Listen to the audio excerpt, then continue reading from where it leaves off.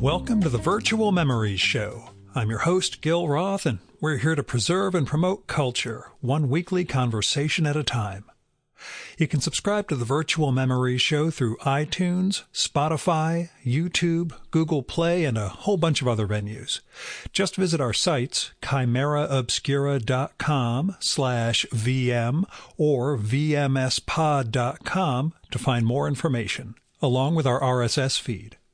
And follow the show on Twitter and Instagram at VMSPod. Well, I am off to Washington, D.C. for a ton of meetings for my day job. We'll see if I come back with my soul intact. Next week is a biotech conference in Boston, and the week after that's another day trip to D.C. for a workshop. But I still plan on getting a new show out every week, because I'm nuts, but I'm glad you guys are along for the ride. That said, I should tell you something funny that happened. A guest bailed on the show recently because of my day job.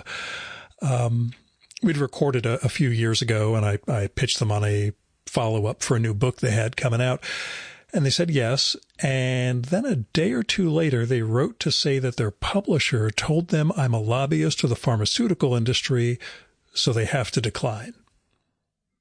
The guest, I should point out, is not a journalist or somebody with a government-related position or anything like that. They're a cartoonist and an artist. I wrote back, said I understand completely. I did clarify what I do and the sector that I represent. They're contract manufacturers, and this is just like the printer for your book, not the publisher who's really, the people you care about. These are just the guys making the physical thing. They never wrote back, which is fine.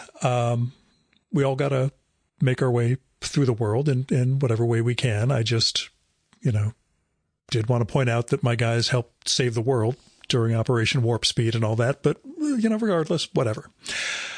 All of that has nothing to do with this week's show, by the way. I just thought I'd share that with you without naming who the person is. But we'll get to this one. My guest this time around is the writer and critic David Denby. David has this fantastic new book out now, Eminent Jews, Bernstein, Brooks, Friedan, Mailer. It's published by Holt. It is an absolute blast. Eminent Jews profiles those four subtitled people I just mentioned, and in the process shows us how their lives and careers helped create the culture of their time and beyond into ours, and how each of them were the product of a sort of environment, sort of world that Jews never had before, and what it meant to take up that opportunity. That's what David gets at, and that's not something they were conscious of, but something that they took advantage of, the freedoms that were allowed both for Jews in America and the position of sort of post-war into 50s, 60s, 70s America. It's fantastic. He really gets at how being Jews was integral to each one's expression of life, I guess, though none of them were observant by any means. Betty Friedan starts studying Torah later on, but she also goes into some other strange and mystical things in her life, and Mailer gets into orgone energy and such, and well, anyway, they're not observant Jews is what I'm saying, but their Jewishness is what kind of informs them in ways that David really teases out over the course of these profiles.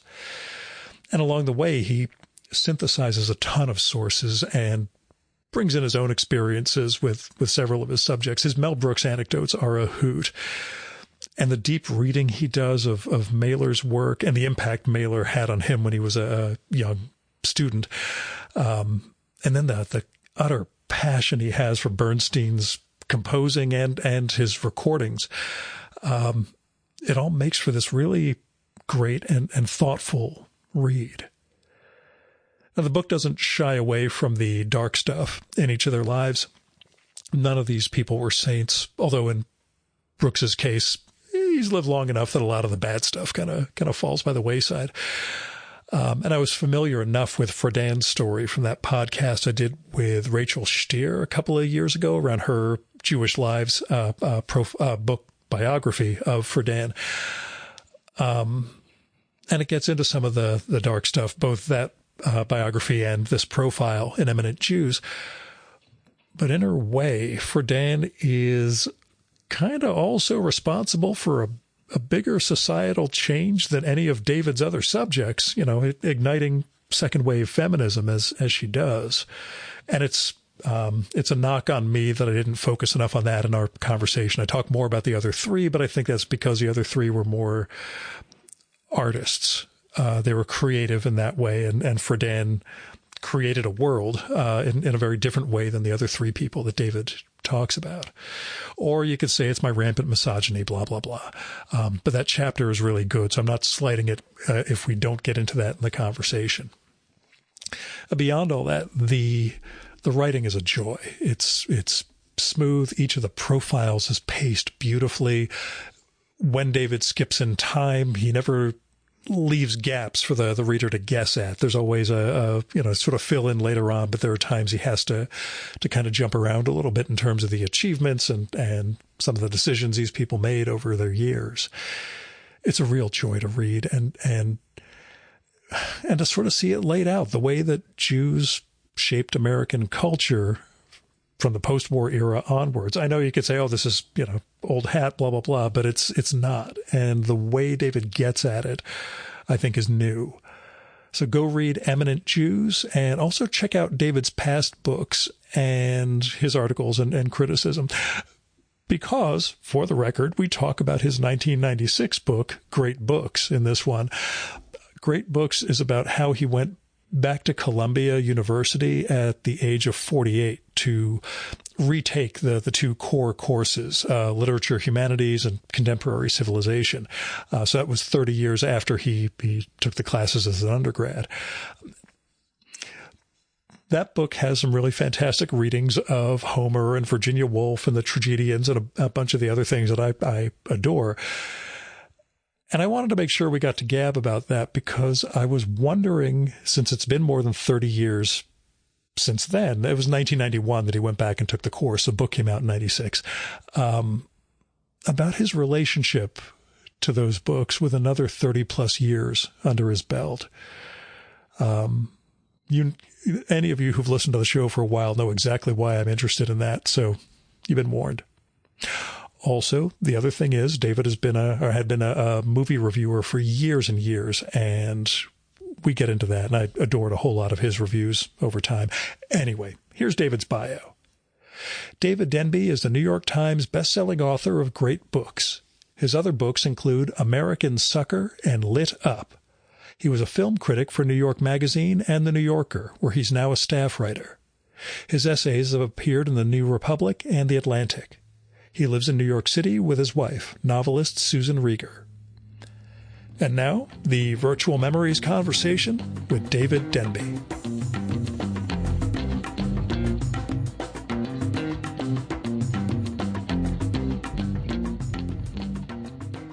So where'd the book begin for you?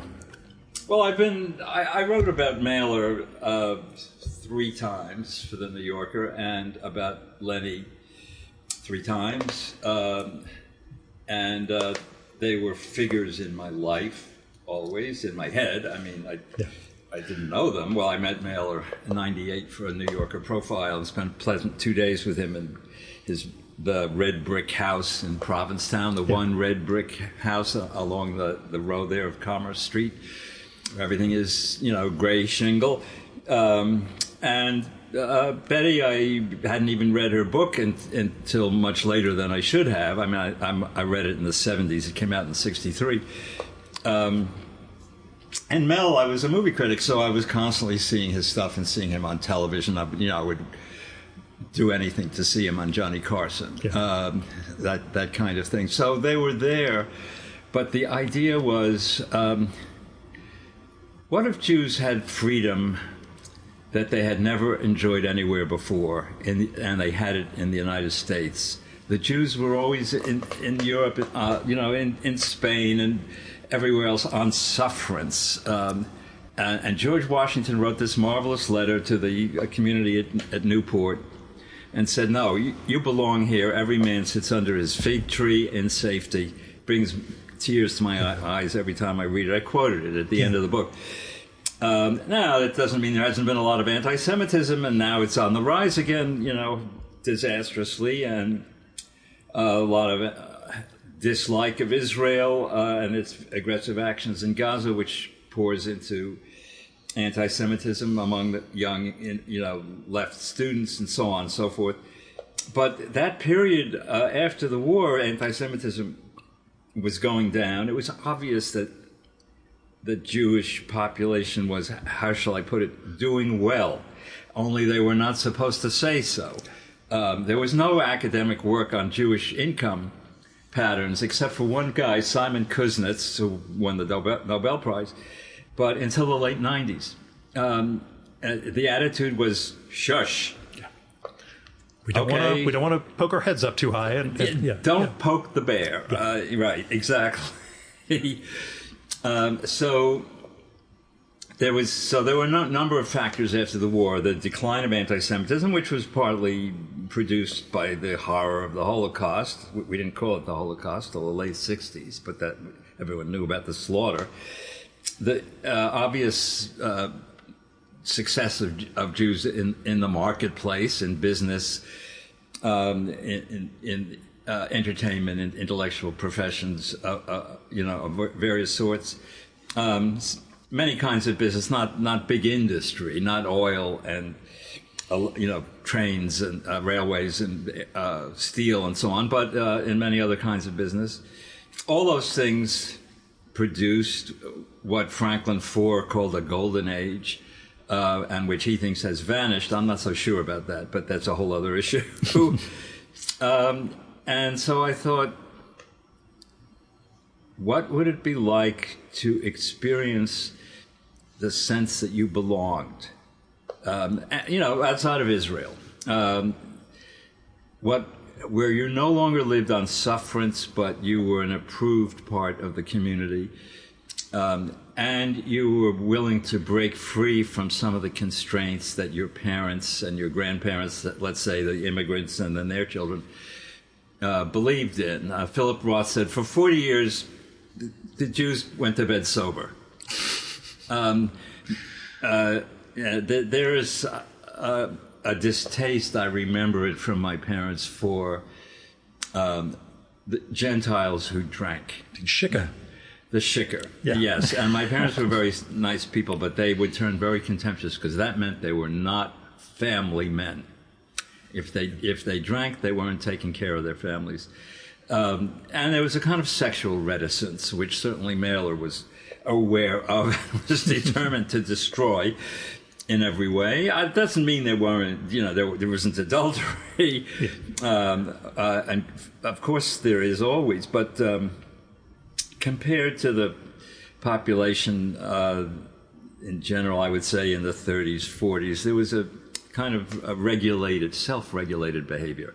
So, all right, so that's beginning to break up after the war because of the decline of anti-Semitism, financial success, and the possibilities of new media. So here in 1948, you have becoming mass media, really, television and the long-playing record. Leonard Bernstein's career, also Herbert von Karajan and the other, it's very hard to imagine, at that magnitude without the long-playing record. Mass market paperbacks in the 50s. All those things made it possible for people who were talented and who were aggressive and knew the right people and so on to reach much larger audience. So I thought, okay, let's take a group who matured after World War II. So they were born after World War I. I think the youngest is Mel, who's still alive at the age of 99, right? God bless him. Yeah. He turned 99 in April. The oldest was Lenny, who was born in 1918, died in 1990, very young for a conductor, 72, that's young. So I said, okay, I've got a compact group here who were born after the First World War, matured after the Second World War, and took advantage of new media, and were able to express themselves. If I don't think anti-Semitism hurt them at all. As far as I can tell, Bernstein just shrugged it off at Harvard. I mean, he didn't get into the Hasty Pudding Club. This is what, 1935, 36. They produce, musical shows. Reviews. Yeah. Is it conceivable there was another undergraduate at Harvard who was better at producing musical shows? But I don't find any, unless I'm missing it, I don't see any record of his complaining about it. I think he was so fabulous an egotist that he just shrugged it off. And what he would do would be to sit in Dunster at Harvard on the weekends, Friday and Saturday night, and play. And everything would gather around him. And he would play Bach, and he would play Copland, and he would play Cole Porter and Vincent Youmans, whatever was on the radio, and it was an ongoing party, and, who needed the Hasty Pudding Club? Anyway, Betty was not religious in any way, but she felt a very stern injunction from Jewish history, a kind of moral imperative. Tikkun olam, the notion of it's not enough just to be out for yourself, you have to make the world a better place. She believed in that literally. I mean, and she did some Jewish study in her later 50s. days. In Los Angeles with a rabbi in Los Angeles, and then at Brandeis. But and then she thought of herself as the new Moses, leading women out into the Holy Land. Mailer is very complicated because he was running away from it and running towards it at the same time. I mean, as I say, he wanted to break off from the constrained behavior of his parents' generation, and he was among the New York intellectuals there for a while when he was young. The Trillings, both of them, Stephen Marcus, Irving Howe, and I think he wanted to outrage their behavior also. So he would get drunk and butt heads at parties. There was there was a kind of desire among, at least in New York, of intellectuals and artists in the 50s to have a really bad party. I mean, a really bad party. I mean, with drunkenness, with screaming, with sex.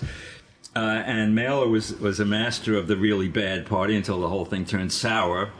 In 1960. I will say the one crossover anecdote from my world, I recorded with Bruce J. Friedman back in 2014, and he has a story of the time Mailer tried to pull the fisticuffs on him. And I don't know if you ever met Bruce, but no. About 6'4" and worked out at he could have slaughtered Mailer. Basically put his hand on Mailer's head and kept him at a distance the whole time, just humiliated him in front of people. And it was, well, lucky for him, Mailer didn't have a penknife on him or anything else, but That's very funny. Yeah. The thing about Mailer, there's a lot of testimony about this. He could be sweet and gentle and attentive, and he was a novelist. He wanted to see who you are and take you in. His manners could be exquisite. And when he drank, his whole demeanor changed. Big revelation there. When I knew him, I mean, he was 75 and he couldn't have been nicer. But his letters, if you look at the letters, Michael Lennon, his biographer, edited a wonderful collection of letters. He writes extraordinary letters to strangers. I mean, not just, people he's crazily fascinated by, like John Henry Abbott, the murderer, but just some struggling writer wrote him a letter somewhere and, said he was having trouble getting published. He could be attentive and generous and ask a lot of questions. It wasn't all aggression. And I keep trying to say that. Betty was truculent. Partly she was a plain-looking girl from an anti-Semitic town, Peoria, Illinois. She didn't get into her sorority in high school, which you could say, so what? But to her it was terribly important. Yeah. Yeah. Her parents, their friends, her father had friends in the business community and those friendships ended 6 o'clock. Closing time, they had a Tiffany type jewelry store, the Tiffany of Peoria, Betty said without irony.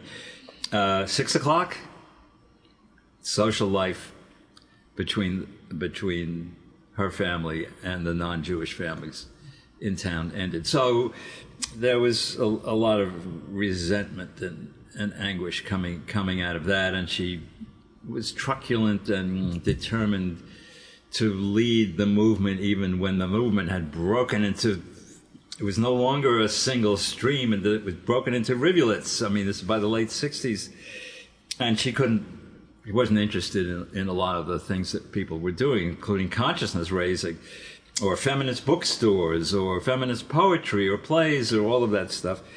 No, it was, legislation. It was changing laws, and then maybe changing behavior. So, a kind of hyper-concentration, which I think cut her off from a lot of people. Whose life opened up the most to you of the four of them over the course of writing this? Like, who did you really... I don't think I understood this person before I got going. Mailer is voluminous beyond belief. I mean, every time you think you've understood everything he did, or at least experienced everything, you find there's something else. So he was the one that took the most... That sort of unfolded for you in the process. I mean, me and my friends at Columbia started reading him in the 60s, and we had never read American prose like that. I mean, the convention reports that were in Esquire and so on, and that you could do that with sentences, because the syntax takes all kinds of strange shifts. I mean, it doesn't obey the normal laws of syntax, which we were told to master.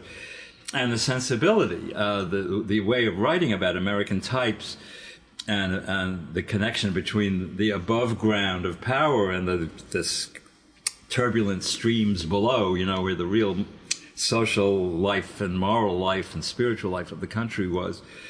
Hence his fascination with criminals and outsiders and so on. That was a revelation to all of us, and we would even read passages of it aloud. I'm talking about 1963, somewhere in there when I was 20. And then I just kept following him ever after. Lenny was in my life always because I used to go to the Philharmonic thanks to my parents, and when he was music director, and I always thought he was fascinating and marvelous and had a kind of emotional fluidity, which was very much disapproved of in New York at that time among music critics. It was if they had just shut their eyes and listened, they would have been much happier. I mean, it was the body richness, and what he did was provide a kind of parallel narrative to the music itself. He told you how to respond as he was teaching the orchestra how to respond. I don't think orchestras disliked it because it was very explicit. About he would break the beat into subdivide the beat, and he would cue all the soloists and like that. I mean, he was there with them in a way other conductors are sort of, like Von Karajan would close his eyes and I mean, he just worked, the slightest nod. You he would work out. He didn't even cue the soloists anymore because he had conducted the Berlin Philharmonic for so many years. I mean, it was all worked out in rehearsal. I don't mean that his performances lacked detail. They didn't. But watching Lenny upset a lot of people because there was an element of sensuality in his conducting his persona, and that was anathema. The ecstasies of classical music should be clean, for God's sakes. And who is this, creepy, hyper-emotional Jew who was doing things and conducting, had never done before? Do you feel there was an anti-Semitic vibe in there? Because you mentioned how many other Jewish conductors there were, but they were all Central European Jews and American orchestral. So many Hungarians, as you point out, but yeah. Zell, Reiner, Schulte, Dorati, Ormandy, all of the great orchestras were conducted by Hungarian emigres, Jewish emigres. but they were very severe. They were autocratic. You know, they cultivated a kind of frosty, dominating temperament, particularly Zell and Reiner. And Reiner was Lenny's teacher at the Curtis Institute, and immediately knew that he had tremendous talent, but disapproved entirely of his demeanor, full body. Yeah, Reiner used a very long stick and conducted like within a little box, like that. But he got amazing performances out of the Chicago Symphony. People still listening to these records. They were also extremely well recorded. We're talking about things from the middle 50s into the early 60s. Anyway. Where were we? Whether the disapproval of Bernstein was anti-Semitic in any way, as opposed to just these kids nowadays and their wild gesticulations. And, I don't think you're right. I don't think it was, since there were so many Jewish conductors and so many Jewish musicians. It was just a distaste for what those kids people today took to be a kind of American vulgarization of the highest of all things classical music. And actually, if you listen to his performances of Mozart and Haydn from the 60s, they're very good and very proper and full of life. But I want to, there was the great scholar H.C. Robbins Landon, who was the great Haydn and Mozart scholar, an American, who's the best conductor of Haydn? And he said, oh, Bernstein, of course. I mean, can there be any doubt of it? So it's not as if he couldn't do properly classical music from the 18th century. He certainly could. Anyway, so why were they important? And why these four in particular? And you gave those categories that you were sort of looking at.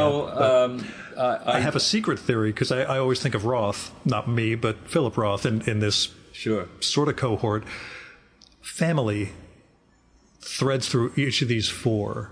Mm-hmm. In a way that for someone like Roth, who avoided those sorts of commitments, I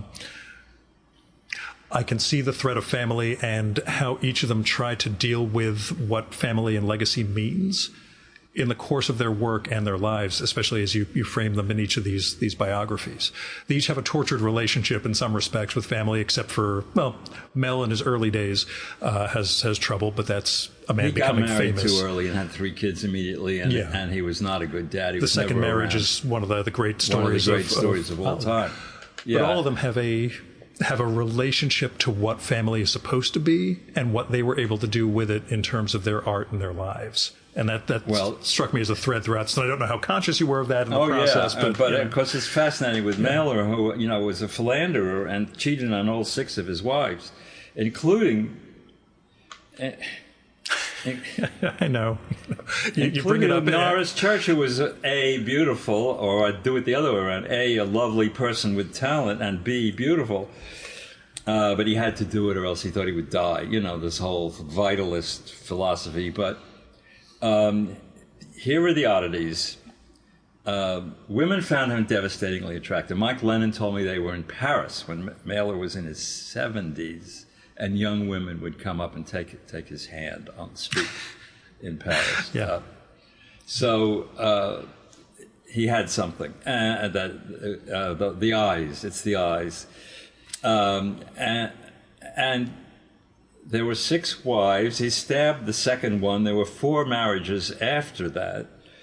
I think in 2 cases they left him. The other 4, he died with Norris. The other 3 he terminated. And there were a lot of children, because as the world knows, he didn't really believe in birth control. All of that is elaborated in an extraordinary book which no one has read, called The Prisoner of Sex, and I describe it as a rhetorical masterpiece and a moral catastrophe. I read a little bit of it in college because I was writing about Henry Miller and Kate Millet's attack on Miller at the time, so I had some Mailer in my senior thesis, but this all brought it back to me in some ways. So there were a lot of children, and he loved children, and he loved when he was in the house in Brooklyn, he'd be upstairs, and he liked the notion that there were children playing and that the dinner would be on the table at 6 and like that. And in many ways, he was a conventional upper middle class Jewish parent. They all had to study. He told them they could not do any marijuana until they graduated. They all went to very good colleges. They were all. I've met them. I've met like 6 of the 9. One was Norris's from an earlier relationship. They seem fine to me. I mean, they seem like a big, happy, quarrelsome family, and they all have. I don't know if you saw the movie about the recent documentary. No, you mentioned it. But, yeah. We'll take a look at it. They're all of the children who are great have a very soulful quality, which they got from him. I'm pretty sure. So he would have them only in the summers. And and summer camp with Norman was very challenging. They didn't do scavenger hunts. He challenged them to get out there in boats. When they were up in Maine, on rather shaky boats, and what Maine harbors can be like. And they they didn't put on some simple little entertainment. They did Arthur Miller and Tennessee Williams and Eugene O'Neill. I mean, incredible. So he was a loving, dominating parent. For all the philandering, he took parenting very, very seriously. And similarly with Bernstein, you've got someone whose sexuality is conflicted, ambiguous, fluid, whatever you want to call it, but active. Yes, and also a father, and he was a great dad when he was home, but when he was home, he was home. Susan Cheever's book "Home Before Dark" about her father, John Cheever, a great writer, makes him sound rather remote because he was drunk half the time, but he was also kind of steely and remote. Whereas when Lenny was home, he was home, and he was at the center of the house, and he was a lot of fun, and there was a lot of partying and famous guests, and a lot of teaching. The center of Leonard Bernstein's personality is not as well as music and sex is teaching, the didacticism always. And you could say one of the things he was doing in front of an orchestra was teaching them. Explicitly, in the case of Vienna Philharmonic, who didn't know how to play their own music, Mahler's later symphonies. But in bed, he was, teaching. It is interesting that no formerly young man has come out of nowhere to accuse him of abuse. And that's because there wasn't any. I've talked to Jamie Bernstein, one of his daughters, about this quite a lot. And the answer is, first of all, they were men, not boys. And second of all, it wasn't just about sex. It was certainly about sex, but it was also, he gave them something. He taught them something about themselves or about music or about poetry. The guy couldn't sleep, So he was always teaching. It was the center of his temperament right down to the last minute. So that Jamie's book, which is very good, Famous Father Girl, am I getting the title I think right? that was the title, yeah. Which I wrote about in the New Yorker. Yeah. It's good. It's well written, and it's, unhappy parts of it, but you get a sense of him as an extremely active and loving father. And Betty, of course, raising children was the center of her life, and she insisted that feminists should marry and have children, which alienated half the movement, combined with her active distaste for gay women. It was one of the things that destroyed her leadership by the late 60s. I mean, it's just politically foolish, as I say, that how could she not see that gay women were a substantial part of the movement, of the feminist movement? So for her, child rearing and her children were absolutely, and the marriage was a mess in many ways. And I think they may have both been good parents. It's the centrality of the family in America is sort of the greatest institution for American Jews, more than the synagogue, I would say, is the family is the institution that holds the community together, where there's the most moral and loving attention to raising children. Not that other people don't raise their children well, of course. But within Jewish life, that's, yeah. It's within Jewish life. If you're a lousy parent, you really have screwed up. Yeah. I think, and that's part of, as I said before, the distaste for heavy drinkers, because they're not family men, they're not responsible, they're not taking care of their families. Yeah. But yeah, my old man's take when my mother accused him of being a horrible father and husband, which he was. The kids aren't in jail. I'm not doing that bad a job. But he was doing that bad a job. My mother just did twice as much work to keep me and Boaz from turning out poorly. But, that's... Well, someone did a good job. Here you are. That was it. She managed to keep us together. But there's a thing there are two things I want to ask about Mel Brooks, but sequencing the book the way you did, was it a sort of conscious decision? It's Brooks, Friedan, Mailer, and then Bernstein. I wanted to begin with Mel. I figured that's the biggest draw. That catches people. Yeah, and the easiest one. And because they grow increasingly more complex. The four people have more complicated lives as it goes along. Exactly right. Yeah. And particularly save Lenny for the last, because there's a lot of classical music in there, which I love and which I can write about. Yes, and I began with Mel going on Johnny Carson and saying, one of his 19 appearances, I'm not really Jewish. Johnny, tucks his chin. Said, really, I didn't know that. Really, that's how interesting. I didn't know that. This is the biggest fraud that's ever been perpetuated. I was born 5'11", blonde hair, perfectly straight nose, and I went into Mount Sinai, and they knocked the stuffings out of me, and they shortened my legs, and they changed my voice, and they broadened my nose, and because I wanted to be a Jew comic. And my interpretation is he didn't say Jewish comic. There's a big difference for us when we say Jew versus Jewish, and the Gentiles always have a moment of Jew. That title upsets people, eminent Jews, and the four caricatures. I'm leading with my noses, so to speak. Yes, caricatures by David Levine. So there's a Jewish heritage to everything. The editors of the New York Review were Barbara Epstein and Bob Silvers. They were all Jews. But so in front of Carson, when he goes people. Right, and Jewish is just anodyne. It's just descriptive. But Jew still has that branding power that, and he wanted, and the word Jew popped out of Mel all the time. I said it popped out of him like candy from a gumball machine. He injected it into everything. But particularly when Johnny Carson, a Methodist from the Middle West with 20 million listeners, viewers, was holding forth. Viewers, yes.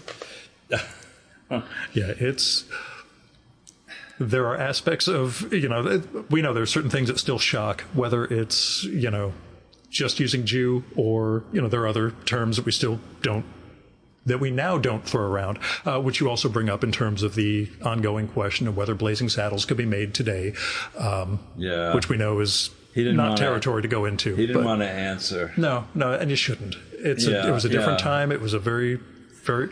I was watching Mel Brooks movies when I was far too young. Basically, I was 9 years old, and my parents took me to the theater to see History of the World, and I'd already seen... Oh, my God. Yeah, see? That's what I mean. My parents didn't get that...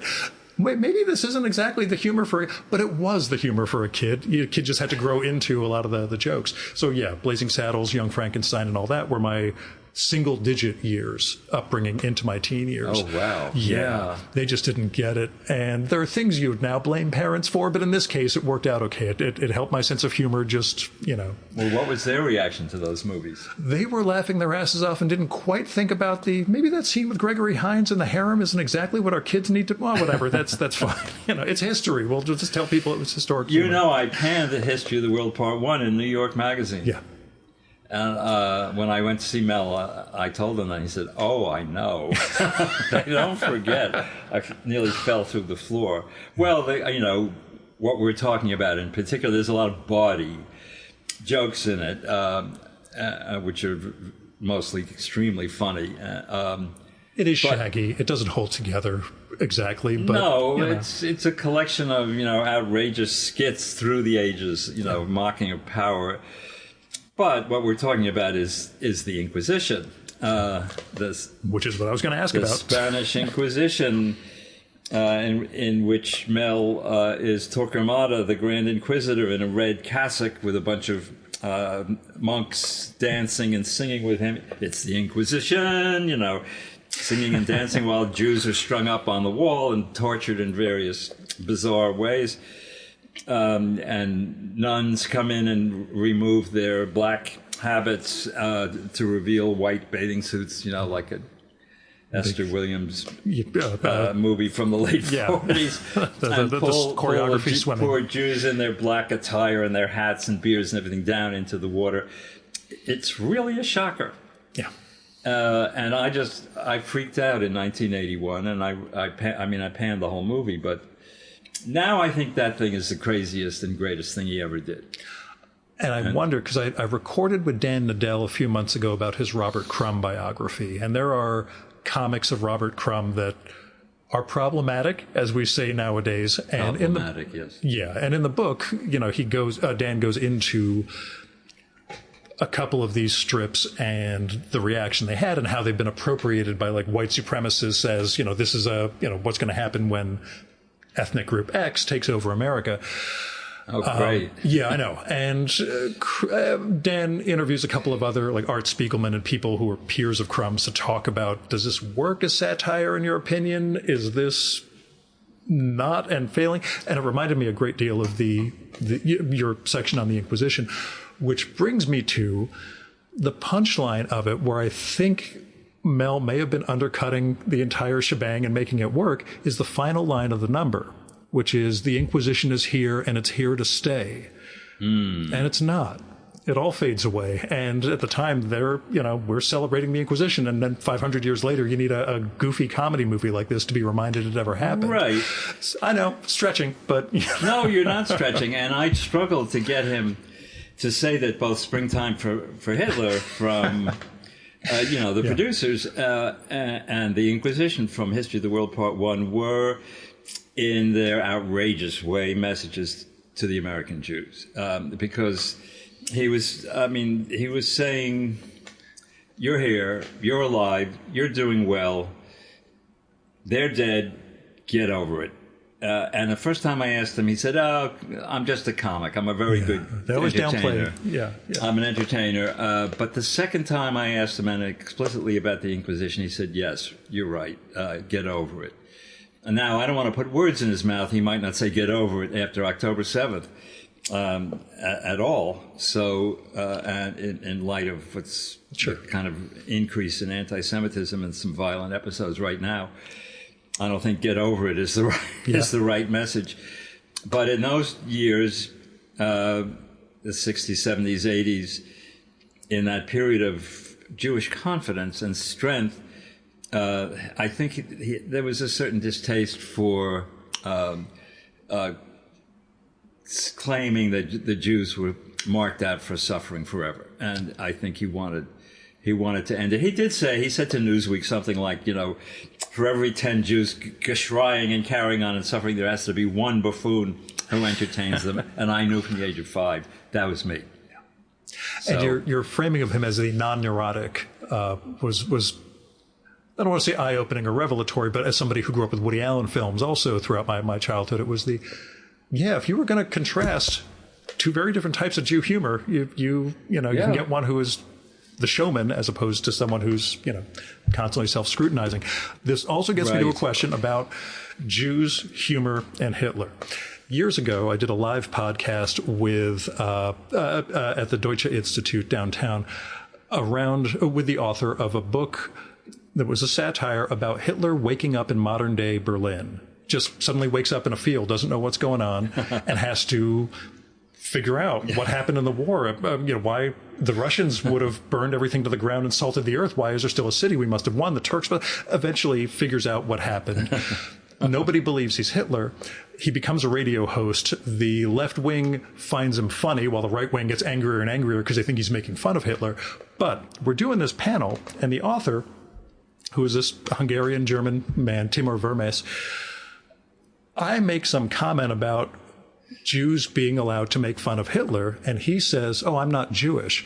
And I audibly gasped, and it completely changed my take on the entire friggin' novel that, no, wait a second, that novel is funny when it's a Jewish guy writing it. I'm not sure it's so funny when it's a Gentile writing it. What's the author's name? Timur Vermes. I'll send you afterwards. I'll I don't know this book. Look Who's Back was the title. Who's Back? Yeah, and they did an adaptation on Netflix, and there's an Italian version where Mussolini wakes up now on Netflix. But, oh my God, this is a whole genre. But it was this moment where I just had it's okay. And I had to ask the panelists, what was your first funny Hitler moment? Because for me, it was in Blazing Saddles, in the commissary scene when he's dressed as Hitler, sitting there saying, what's your schedule? Like, oh, I got the bunker scene, and after that, I'm done. Was a great moment. That was my first funny Hitler.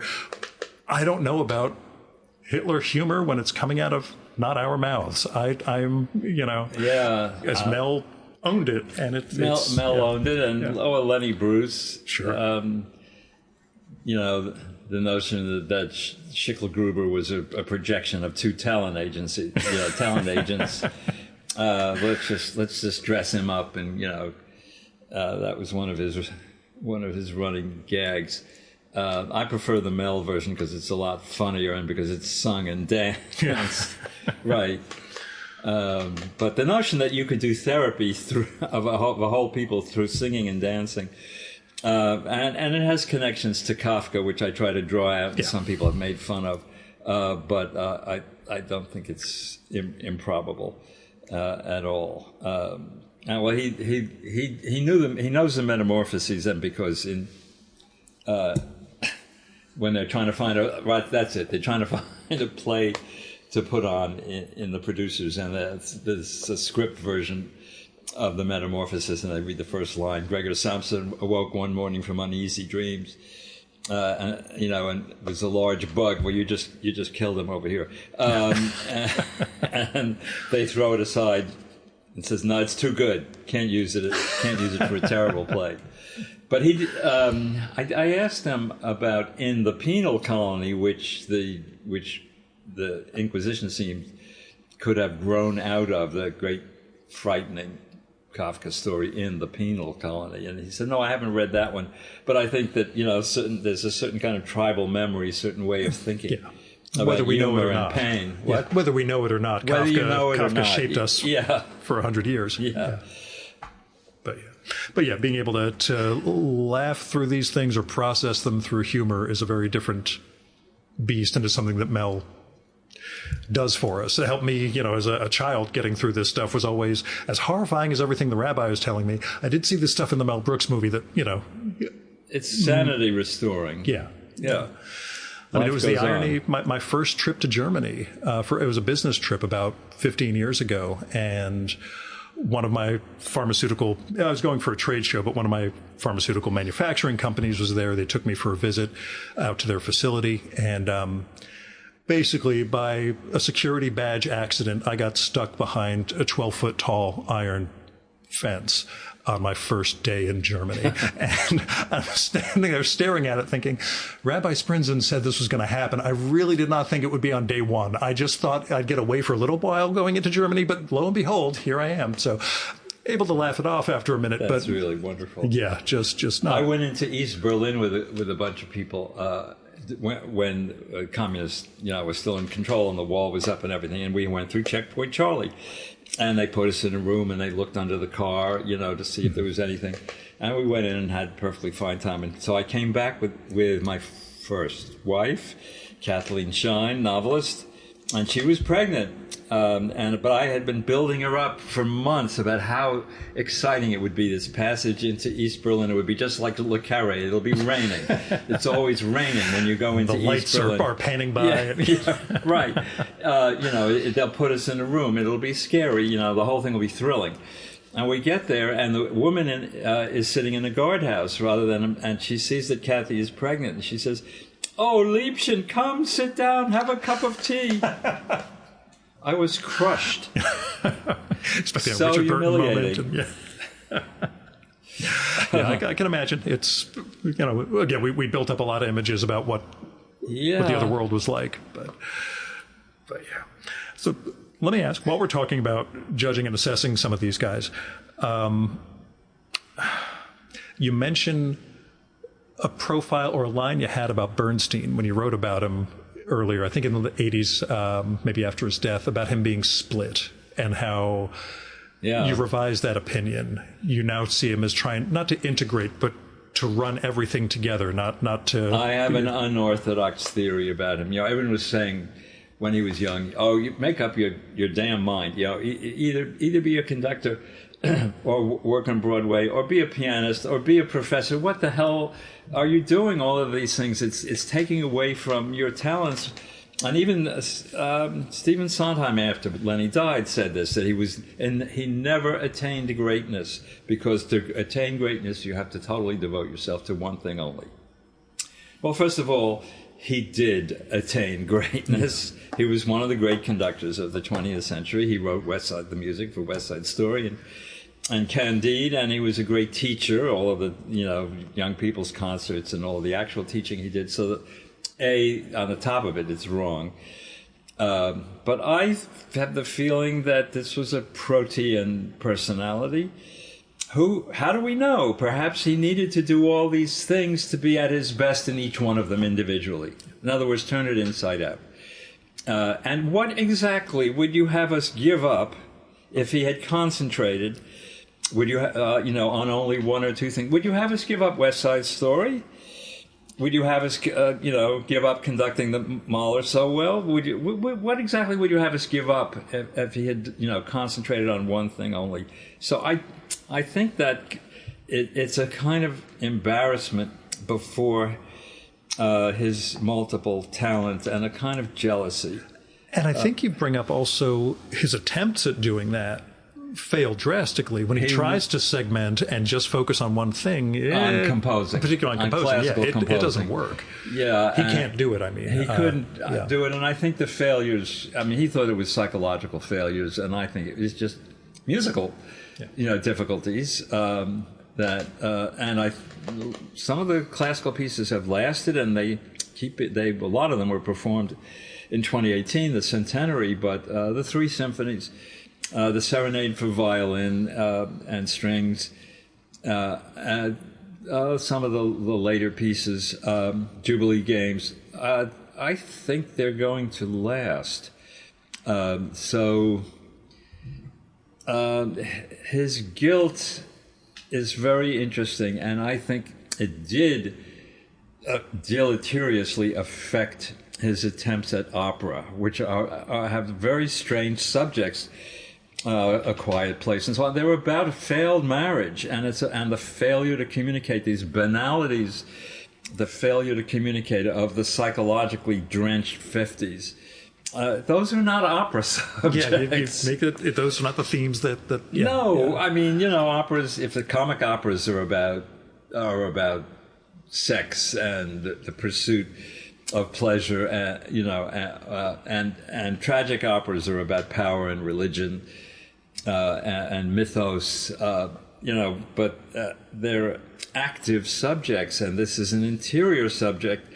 If you had a musical vocabulary like Schoenberg in his Sprechstimme phase, there are kind of interior subjects that lend to brief treatment, but to do a long opera based on the failure of love seems to me completely self-defeating. And it's the product of the guilt that he carried around. Now, what is the source of this guilt? Is it because he felt he was betraying his wife by seeing young men? Is it something he always had? Is it some sort of Jewish burden that you're under? I'm always team Jewish burden. That's, you're under judgment, Yeah. What did Kafka say? There's a summary court that always in existence. Yeah, no day of judgment. Just the day of judgment is not a day. It's a summary. Yeah. You know that. Yeah. It's a summary court always. And committing sin without guilt. Yes, sin without. Or guilt without sin. Guilt without sin. Yeah, my bad. Yeah, that was Kafka, and there is a kind of element of that in Lenny, as well as all the pleasure-seeking side by side. He's an exceptionally complex human being. But do you find In addition to that reassessment that you made, regardless, not beyond just the four lives you tackle here, you've written about a lot of people over the years. And in your 80s, do you find yourself reassessing people who, not in a judgmental way, but you know, things that you wrote about person X, not that this movie was better than I thought it was at the time, but more fundamental things like that? Are there things that have come to you with age that, you know, this person was either more complicated or more simple than I thought they were? Nothing comes to mind, but I'm sure it's the case. Yeah. Because I wrote, I was a movie critic for 45 years and rendered a lot of judgments on people, and some of them were obviously wrong, as well as the many that were right. There were people I loved very much, like Scorsese, and I grew to love Spielberg because I think he really is a wizard, particularly in Saving Private Ryan and Schindler's List, and then Lincoln. My opinion of him went up. Yes, he was a fantastic popular entertainer and had an incredibly mobile visual style and so on. But there is a serious guy there as well. So in some cases it went up. I think there are people I panned, and I'm not sorry I panned, like Wes Anderson. I find his work just precious and infantile. In its humor. I'm sorry, which is the one set on an island with the kids that uses Benjamin Britten opera. But that... Oh, the one that I've only seen once because I couldn't stand it. I'm blanking on the name now. Yeah, we're both blanking on it. Yeah. I like that one. Yeah. It was sort of sweet. I was just weirded out by the age of the girl, who was supposed to be 13 but looked a lot older than that. It was just really creepy to me. Really? Yeah, it was just one of those. That's very interesting. Yeah. And again, we all project our own things on these movies. But Brian De Palma, I loved for a while. I mean, Dressed to Kill. I'd like to look at it again. I'm not sure I would. Some things are of their time. But the sensation, the sexual sensationalism of it and violence combined was extremely exciting in the early 80s. To me, as a movie critic, and to some degree, I was following Pauline Kael, who wrote about him extremely well, so I like to look at. I'd like to look at those again to see if I would be still as enthusiastic. Do you watch film as much nowadays? When I stopped writing movie reviews for the New Yorker about 11 years ago, and I sat on my couch out there in the living room and I read Great Expectations, Middlemarch, Death in Venice, Caught Up for a Minute for Lost Huckleberry Time. Finn. Except to eat, I didn't do anything but read for months. And I experienced a weird kind of revulsion. I didn't want to have anything to do with the movies. Yeah. It's a second-rate art. What I really loved was music and literature, like that, And I eased back into it by looking at things that were perfect. Yeah. Hitchcock, over and over. Favorite? Strangers on a Train, Shadow of a Doubt, Rear Window, Vertigo, amazing movie. Over and over again. And I sort of have eased back into it that way.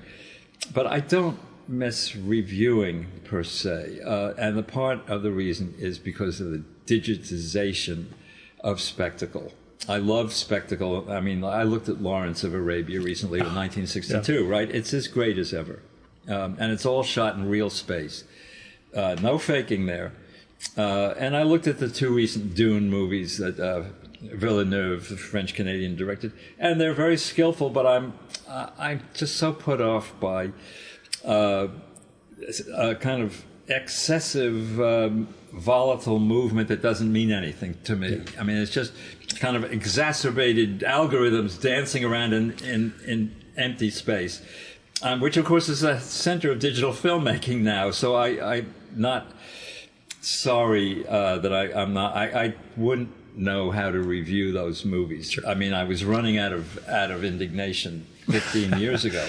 I mean, digital, when it first came in, there were spectacularly beautiful things. I mean, it was just... When used judiciously, then they became... Yes, an extension of imagination. You could do things that you could never have done before, except through, special effects and weird stunts and so on, and it was gorgeous. But Well, it reminded me of when Soderbergh was talking about the George Miller's Mad Max Fury Road, which Right. apparently eschewed all that stuff and shot out and wide open in the desert and was doing all There these you crazy go. stunts and fires. And Soderbergh had some comment of, A, I can't believe hundreds of people were not killed in the making of this movie. B, I can't believe he finished making it because this would take me years to choreograph what he pulled off and made work without having to do all this digital There you VFX go. and all. But that stands out as a I complete have a outlier. kind of moral feeling about space having a certain integrity. In an old Western,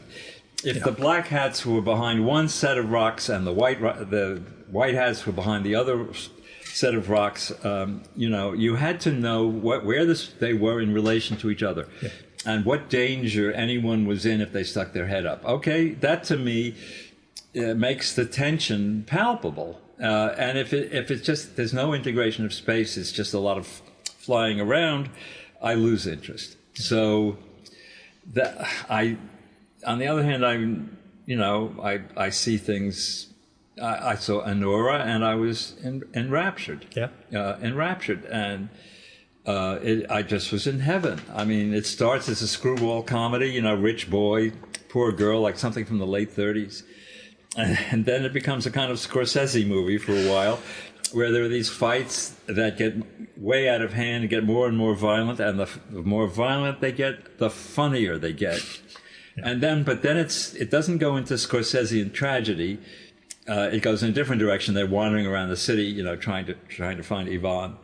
And then at the fourth act is the the oligarchs show up, and I thought it was almost perfect, kind of displaced romantic comedy. So when I fall in love, I fall in love. What can I tell you?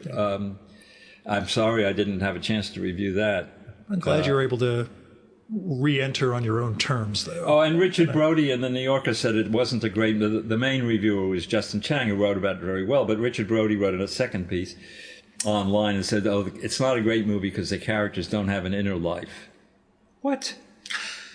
First of all, Ani, the heroine, does have an inner life. She acts it out. She makes everything physical. And Yuri, her rescuer, very definitely has an inner life. The kid is just a shallow, empty hedonist. I mean, he's treated satirically. I mean, the absence of an inner life is hardly a complaint against him. Yeah. That's the way the character was conceived, and it works very well. Anyway. There's a degree to which that reflects, I hate saying those goddamn kids today, but the relationship that younger people have to the world is very different. We think of inner life in our great books kind of way. I went to St. John's College in Annapolis, kidding. only for my graduate degree, not for the undergrad program. Oh, I didn't know they had graduate programs. Yeah, it's a 2-year thing, which we'll talk about great books, which I've written down here at some point. So, because my brother is dying that I'm sitting down with you, because great books is one of his touchstones. But yeah, your brother is ill? No, he lives out in St. Louis and had you're interviewing Denby, you've got to ask him about the Virginia Woolf chapter. Anyway, that's, we also have a set of questions. A long time ago. Yeah. But yeah, that degree that there are things, even when I'm watching TV, if it's something that's contemporary, there are degrees that this is not my behavior, but I understand this isn't just, overacting behavior on TV. This is what younger people actually interact like now, partly because their world has been warped and shaped by those phones and the internet. Which would be going off on a complete tangent. It's true. The great books question, Iliad or Odyssey? What's your preference? Actually, the Odyssey. The most serious people always say the Iliad. But it is a little monotonous, and it's incredibly beautiful. A lot of it. It's about life lived at the extremes, of expenditure of energy in war, in feasts. We don't get sex scenes, but you can imagine. And the Odyssey is about this seeking comfort, seeking return. Seeking your bed and seeking about fulfilling appetite. And, of course, every time you try to eat, you get in danger. You could be eaten. yourself. It's about the frustrations of appetite, and of course, once Odysseus gets home, he immediately leaves again. So it's like science fiction, the Odyssey. The Iliad is the greatness and brutality of extreme physical energy without pity. The absence of pity is what upsets a lot of 18-year-olds when they read it. Except at the end when Priam comes to regain the corpse of his son Hector and kisses. Very moving scene. Kisses Achilles' hand, and he says, "I've done what no man has ever done, which is to kiss the hand of the man who slaughtered his son." But there's not much in the way of pity, and that's not what it's about. It's about the axis of glory and shame. By the way, that has some reference from Mailer, because he wanted to do a Jewish version of, not morality, but glory and shame. And as you quote in there, being a major novelist is not a natural activity for a Jew, is one of Mailer's lines. I will say, when it comes to, I think you're right. And I think the moment of pity in the Iliad, preceding the moment with Priam, Achilles just once mentions his father and his son, and how he knows his destiny and no one else does. Right. He knows if he stays there, he dies. Right. And he becomes a center. He becomes a glorious figure. The very poem that he's saying these lines in is, the object that's left behind him. Exactly. But he also says, "I will never see my father again or my son." And it took me I was in my 40s when I finally noticed that line, and it was. That's the moment where I no longer think he's just a giant elemental douchebag. He actually has this world that he knows he's renouncing to become everything for us. And there's that great scene. It's in Book 9, which the way modern people teach it is the center of the Iliad, when the three ambassadors, including Odysseus, right, go and say, "What are you doing? You're sitting here in your tent and we're losing." So I have a theory about that my brother doesn't corroborate because he thinks it's all a redaction, but Daniel Mendelssohn, who recently translated the Odyssey, or the Odyssey and as an Iliad guy, corroborated or substantiated for me. He knows his destiny. He tells the ambassadors his destiny. And when they go back and repeat everything to Agamemnon, it's not there. And when Patroclus asks him, "Do you know something the rest of us don't know about the gods and their future?" He was in the room when Achilles makes all those comments about his own destiny. My brother takes it as those lines were added afterwards. I, in my tragic sense, take that as not only does Achilles know his destiny, no one else can understand him when he tries to talk to. He can't even explain it to other people. They can't hear what he's saying when he knows what all the strings are, and the rest of them are just acting out in the present. That made him so central to me as somebody who it was so sad ultimately. But it's also he's sort of rejecting that the glory shame binary. He's saying we're all going to die. The heroes die and ordinary people die, and it's your relationship to Zeus that matters. And why am I fighting for these men, to regain their women? The whole reason for the war is absurd. And it's the war itself which causes the war after 9 years, which of course you could say about a lot of wars. Well, really now we have to keep going. Americans, have fought in Afghanistan and Vietnam. The war itself causes the war. The original cause, long got forgotten. And another movie reference for me is In the Loop, the Armando Iannucci film that. It happens because of its own engine, and Gandolfini has I know I said it was unbearable, but now that it's happened, I have to bear it, and keeps going. Keep going. Right. But so Achilles. I gained more appreciation for it, but it took a man in his 40s reading it, not an 18-year-old. So that's why you have to read it a second time. That's why I did the book. Yeah. Do you go back to any of those? I mean, you mentioned sitting down and reading a whole lot 10 years ago. Did I go back and read the do you find yourself? I took the literature course. You may not believe this. Yet again. Did you? Okay, I was going to ask. 4 years ago. Wow. Not the social theory course. It was when I was working on Eminent Jews and I needed a break from it, and I sat in classes again, same thing, this time with Professor Nicholas Dames from the English department. And I read through the curriculum. I kept my mouth shut, though. I didn't say a word in class, maybe once or twice, but whereas I was sort of a semi-active participant when I wrote great books, I couldn't keep my mouth shut. But anyway, we went into lockdown when we were reading Crime and Punishment. And I don't know if you remember, but at the end of Crime and Punishment, Raskolnikov, the hero, is in Siberia, in prison. And Sonia is outside the walls waiting for him. And he has a feverish dream. It's 3 pages from the end of the novel. And what happens in this feverish dream? This was during lockdown. In this feverish dream, a mysterious virus comes out of Asia and infects the entire world. And everyone is fighting everyone else. I said, man, is that a lead for an article?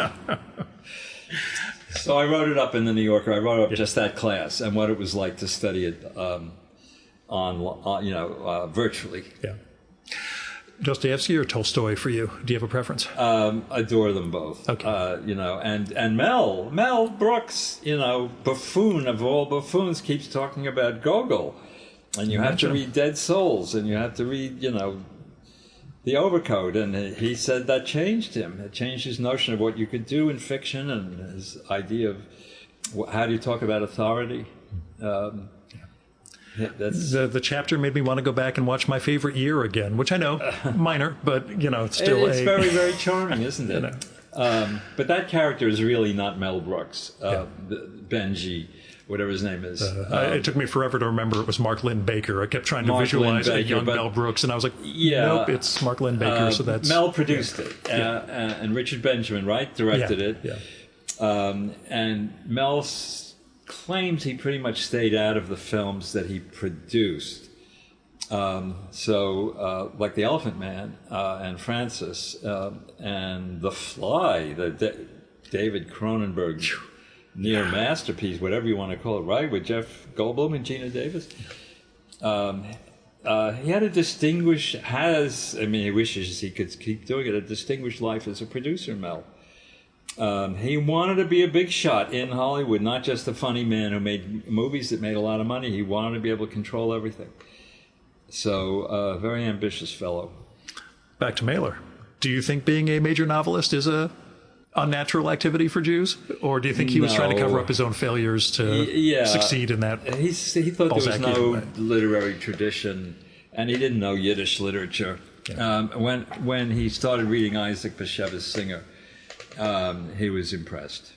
And I think those stories a lot of them were published in the New Yorker after being translated, or they may have been published in the foreword and then in the New Yorker, but the Singer stories are extraordinary, and they're just a mixture of brutal realism and fantasy and religious myth, and you never know where to have Singer. And Mailer said about writing a family novel about it starts with a heroic birth that is his own birth, and then the dreadfulness of circumcision, which he thinks is an attempt to destroy Jewish men sexually. And he gave it up after about 50, 60 pages. I mean, he ran out of gas because he didn't have the sense of Jewish literary traditions in his bones at all. I mean, certainly novel writing was not an uncongenial or difficult, extraordinarily difficult task, for Bellow and Roth. With Malamud, I think it's the stories that are golden. Yeah. The Magic Barrel collection, particularly the title story, which is perfect. The Magic Barrel story. Malamud was writing about Jews in the 50s, but it feels like the Depression because nobody has any money, and they're all extremely fearful. And he wrote about the Jews who didn't make it out, of parts of Brooklyn and the Bronx, whose children were not going to become doctors at Mount Sinai. They are touching and funny and sometimes mean. And Malamud should be revived. The stories in particular, I'm not sure about the longer fiction, but anyway. Yeah. No, I've got my several shelves, but along with the Roth shelf, there is the Bellow, Malamud, Bruce J. Friedman, who I mentioned, and a few other. Yeah. Yeah, a lot of them have been forgotten. Our boys, yeah. Yeah, and if you want to know about Brooklyn in the 30s, the one to read is Daniel Fuchs, who wrote a trilogy about Mel's neighborhood, Williamsburg. And he went out and disappeared into Hollywood and was one of the lost, the one who the New York Jew who survived brilliantly was Ben Hecht. But he was always cynical about Hollywood, extremely intelligent guy, and he worked on just about every good movie that was made in that period, including as a ghost half the time. But if it weren't for Ben Hecht, we never would have had Gone with the Wind. It was falling apart. But he would go out and work for 6 weeks and collect his $50,000. He was the best paid screenwriter in Hollywood, and come back and go up to Nyack with his wonderful wife and live up there. And he was not destroyed.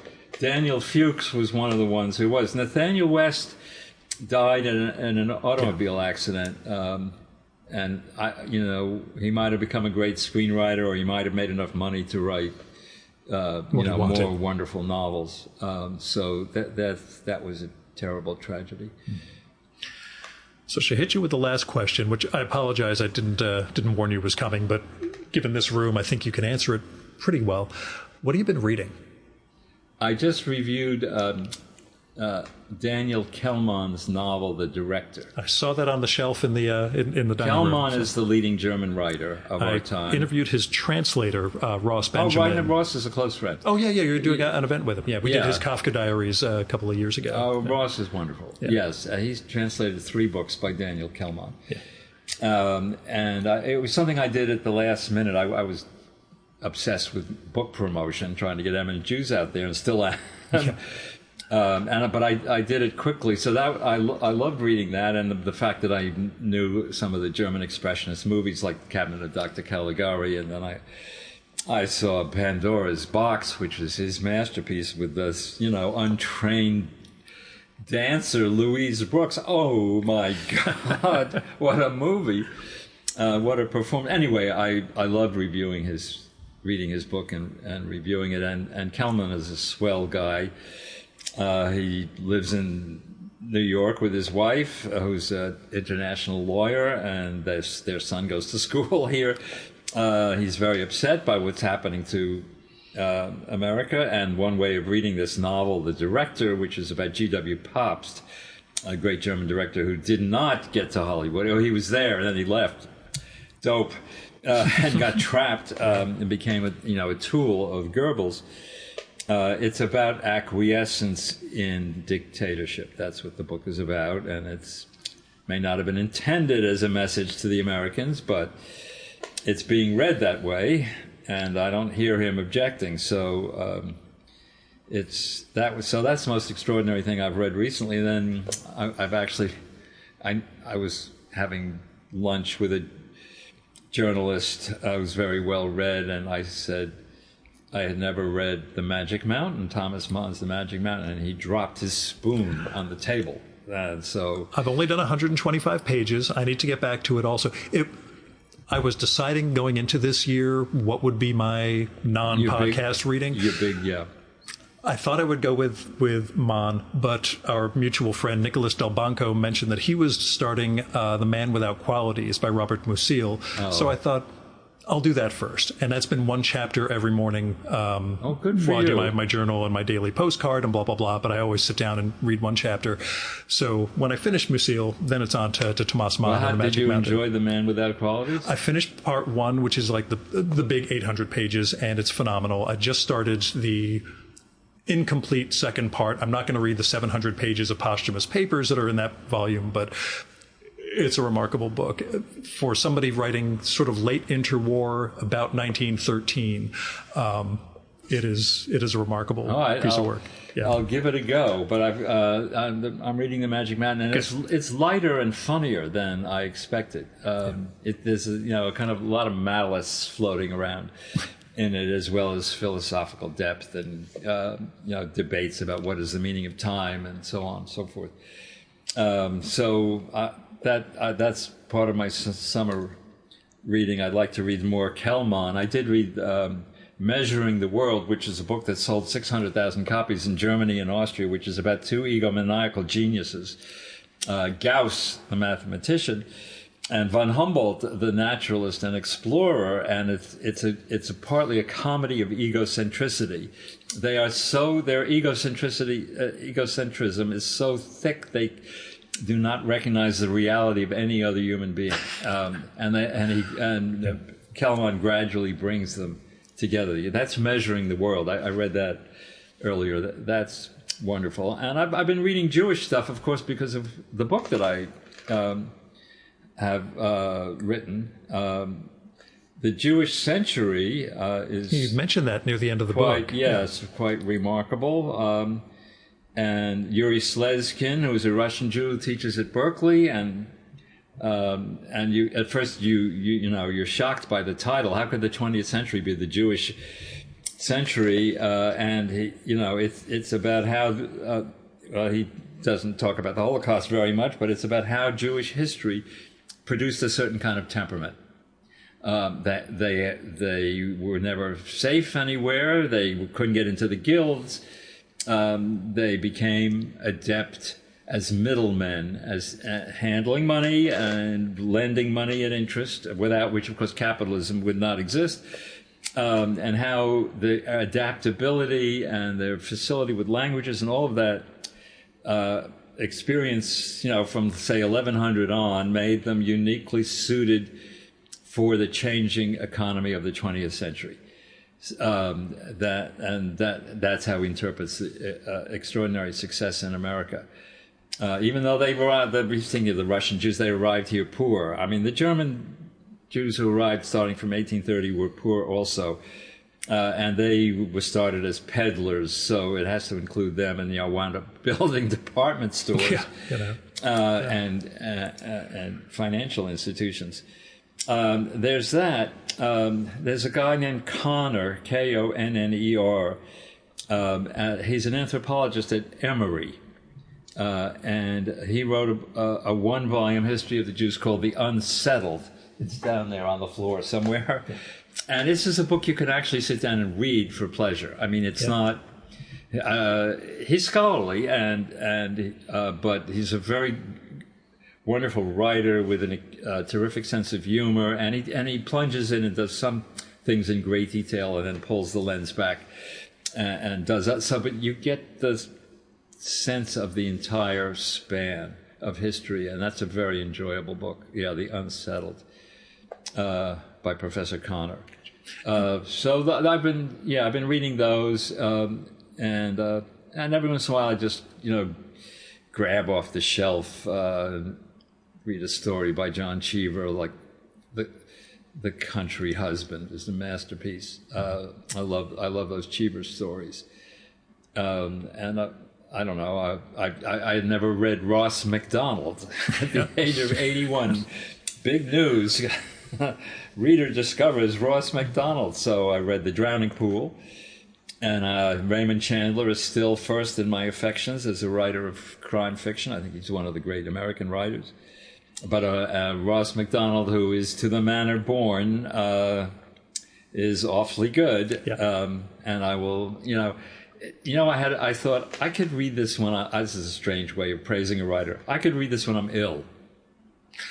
There are books that I refer to them as propulsive, things that you don't even realize how deep you're getting into it and just going and going. They work narratively that well. Like during lockdown, we all went into mental funk of various kinds. I couldn't finish a book for a while. I had a podcast coming with Kurt Anderson, could not get that second book of his done. And then this science fiction writer, Matt Ruff, put out a novel.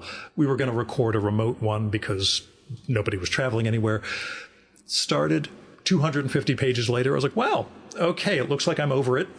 This book just greased the skids. Tell me the name again. 88 Names was the novel by Matt Ruff. He wrote a novel called Lovecraft Country, which was it's like the X-Files for a black family in 1950s Chicago, is the nature of Lovecraft Country. It's a phenomenal book. It was done into a very strange HBO series for a little while, but he does something special with that book and then a sequel. But 88, all of his fiction, just you will fly through everything, not in a breezy way, but you will just keep going and going. So yeah, I get I could have read that while I had the flu or something. I'll tell you what else. I mean, I keep coming back to Philip Roth, but I had COVID, and not seriously. I just felt blah. I mean, like I didn't care about anything, including myself, for about 2.5 days, and I said, I got to come out of this. And so I read for the third or fourth time Portnoy's Complaint.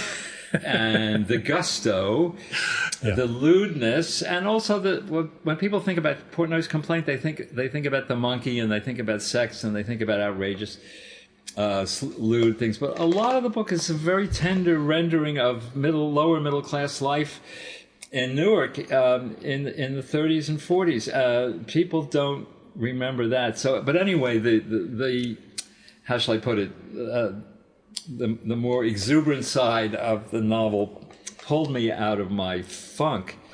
So I would recommend that as therapy when you're feeling down and out and you have no energy. Read Portnoy's Complaint. The other thing to read is Dickens, because it's just his excited appreciation of everything in this world. Like reading the opening of Bleak House, if that doesn't lift you out of, even though it's about fog. Yeah. And this raises, though, the third question my brother has. You've already answered two of them, which was Iliad and Odyssey, Dostoevsky or Tolstoy. My brother's third flash question is always Bleak House or Middlemarch? Oh, my God. Yeah, I know.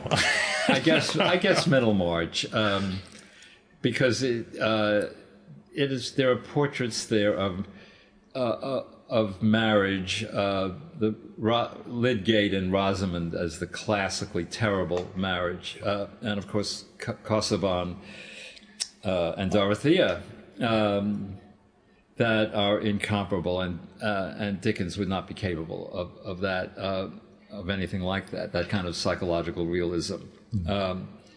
And just the sense of an entire society, the minor players also, and Bulstrode, the egotist who finally collapses. I don't know. It's a very great novel. I mean, Virginia Woolf said it was the only English novel written for adults. I don't know about that. Yeah, I know. People got to make hyperbolic statements. Yes, but Virginia Woolf's what I've read recently also is A Room of One's Own, her feminist book from 1929.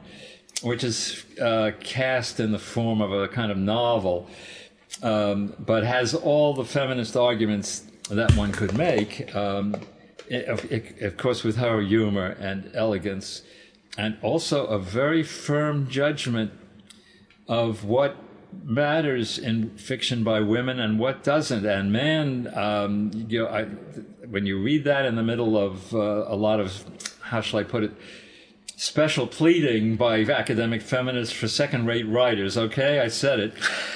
In the middle of that, and you read Virginia Woolf, and she tells you why Charlotte Bronte isn't absolutely of the first rank, and why Jane Austen is.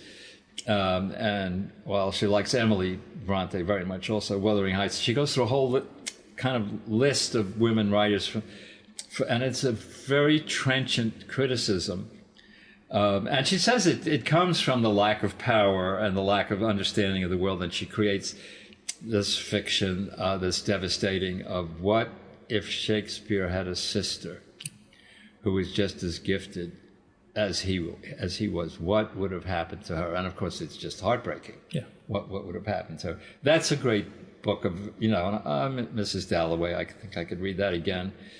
To the Lighthouse I know very well. I mean, it's in great books, and I sort of took it apart and tried to put it back together again. So, Virginia Woolf, And her brief literary essays are wonderful.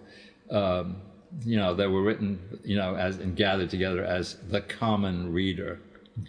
When I started Great Books, the literary and social critic Irving Howe was an acquaintance.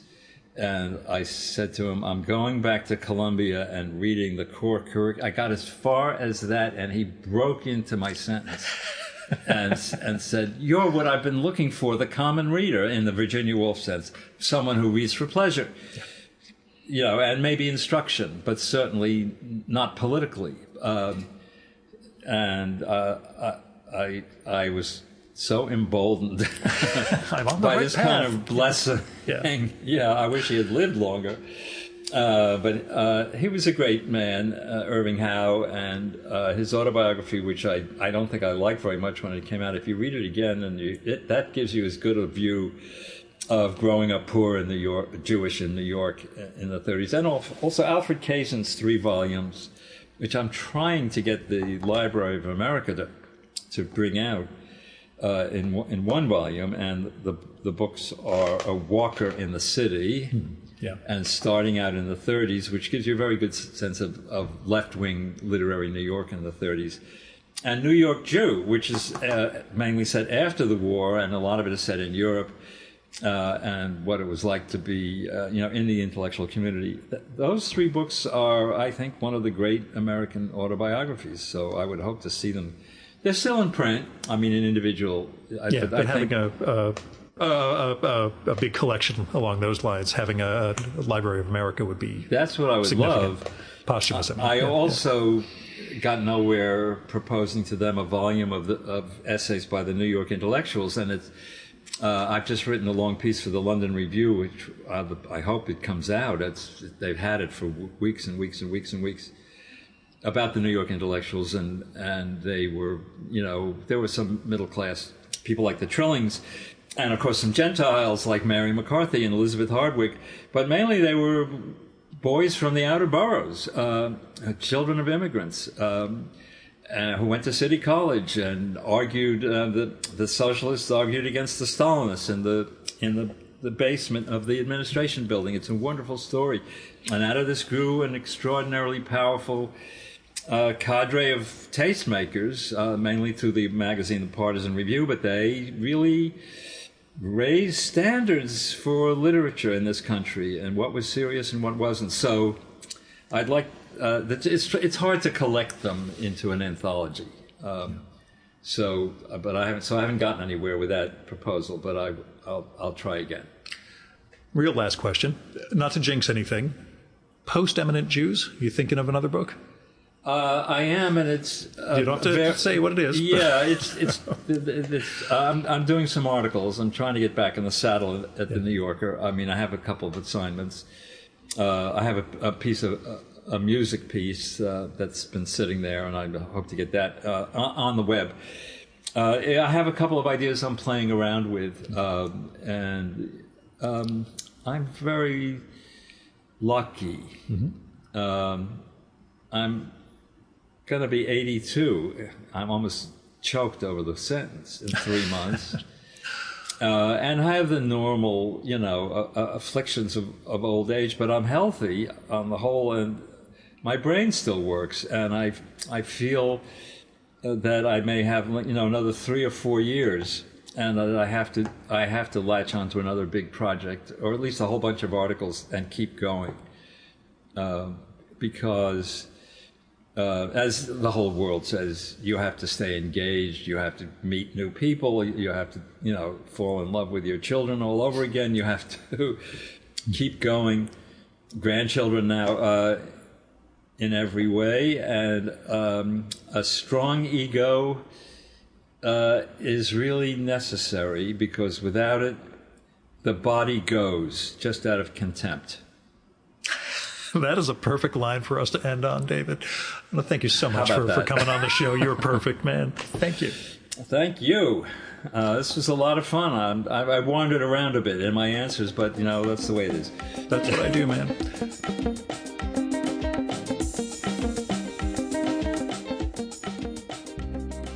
And that was David Denby. go get Eminent Jews, Bernstein, Brooks, Friedan, Miller. It's out now from Holt. I enjoyed the heck out of it, and it got me contemplating the subtler ways that Jewishness, not Judaism, well, maybe in some respects Judaism, but Jewishness permeates the culture, and when it really flowered too. And it's just a really fun book to read as you see those figures' lives unfolding over time and see some of the achievements and some of the failures and what they did. Anyway, you should go check out Eminent Jews and go check out David's site, denby-david.com, for more on his books, reviews, articles, appearances, and interviews. And that's denby-david.com. He's on Instagram as David R. Denby, all one word. And I should note, we talked about this off mic, he is also interested in speaking about this book to groups. So if you're connected to the Jewish Book Council, you can talk to them about bringing him in. I can also connect you with his publicist if you're interested, because, as some of you know, schmoozing is my mutant superpower. Our music for this episode is Fella by Hal Mayforth, used with permission from the artist. You should visit my archives to check out my episode with Hal from the summer of 2018 and learn more about his art and painting. And you can listen to his music at soundcloud.com/Mayforth. And that's MAY4TH. And that's it for this week's episode of the Virtual Memories Show. Thanks so much for listening. We'll be back next week with another great conversation. You can subscribe to the Virtual Memories Show and download past episodes at the iTunes Store. You can also find all our episodes and get on our email list at either of our websites, vmspod.com or chimeraobscura.com/VM. You can also follow the Virtual Memories Show on Twitter and Instagram at vmspod, at virtualmemoriespodcast.tumblr.com, and on YouTube, Spotify, and TuneIn.com by searching for Virtual Memories Show. And if you like this podcast, please tell your pals, talk it up on social media, and go to iTunes, look up the Virtual Memories Show, and leave a rating and maybe a review for us. It all goes to helping us build a bigger audience. You've been listening to the Virtual Memories Show. I'm your host, Gil Roth. Keep reading, keep making art, and keep the conversation going.